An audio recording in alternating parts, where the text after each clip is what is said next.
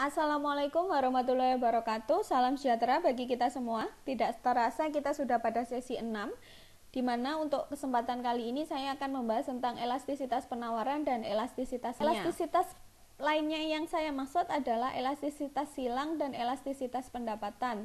Untuk sesi sebelumnya, di sesi 5 kemarin, kita telah membahas elastisitas permintaan yang secara keseluruhan kita membahas tentang bagaimana persamaan fungsinya atau rumusnya untuk menghitung elastisitas tersebut. Maka di sesi ini pun saya juga akan menunjukkan rumus untuk menghitung elastisitas penawaran, elastisitas silang, dan elastisitas pendapatan. Dan akan ada gambar kurvanya, tetapi akan saya lampirkan di luar video ini. Filenya berupa PDF. Sebelum kita memasuki pembahasan tentang persamaan fungsi atau rumusnya, saya akan sedikit mengingatkan tentang pengertian apa sih elastisitas itu. Elastisitas itu sendiri adalah memiliki definisi perbandingan perubahan proporsional dari sebuah variabel dengan perubahan variabel lainnya. Ya, kalau pada permintaan itu ada variabel harga dan ada variabel barang yang jumlah barang yang diminta gitu ya.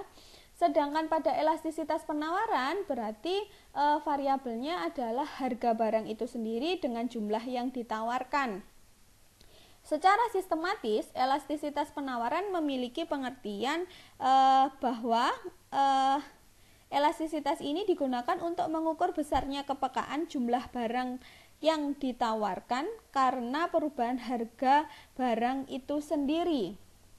Ya, saya ulang, elastisitas penawar ini digunakan untuk mengukur besarnya kepekaan jumlah barang yang ditawarkan karena perubahan harga barang itu sendiri. Berarti perbedaannya kalau yang permintaan harga perubahan barang yang diminta, jumlah barang yang diminta, sedangkan yang penawaran jumlah barang yang ditawarkan. Ya. Karena perubahan harga barang itu sendirinya. Karenanya sama untuk elastisitas permintaan dan elastisitas penawaran. Sedangkan untuk elastisitas silang itu memiliki pengertian akan digunakan untuk mengukur besarnya kepekaan jumlah barang yang diminta karena perubahan harga barang lain. Ingat, pernah saya jelaskan harga barang lain itu maksudnya adalah harga barang komplementer atau harga barang substitusi. Komplementer itu harga barang pelengkap, sedangkan substitusi itu harga barang pengganti. Ya.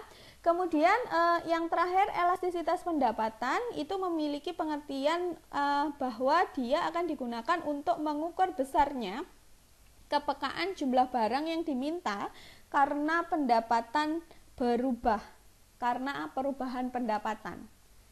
Oke, berarti sebenarnya poinnya yang perlu diingat ya, jadi ketika kita memahami sesuatu itu tidak perlu secara sistematis menghafalkan, tetapi hanya perlu diingat kalau elastisitas permintaan itu adalah jumlah yang diminta dipengaruhi oleh harga barang itu sendiri. Kemudian kalau elastisitas penawaran berarti jumlah barang yang ditawarkan dipengaruhi oleh harga barang itu sendiri. Kemudian yang elastisitas silang adalah jumlah barang yang diminta dipengaruhi oleh harga barang lainnya. Bisa komplementer, bisa substitusi. Sedangkan elastisitas pendapatan adalah jumlah barang yang diminta karena perubahan pendapatan. Itu ya. Nah, di mana tadi bisa kalian baca kembali dalam tampilan video yang ini ya. Ini saya sekedar mengingatkan saja. Siapa tahu tadi ada yang merasa saya terlalu cepat dalam menjelaskannya, boleh lagi dibaca di tampilan slide yang ini.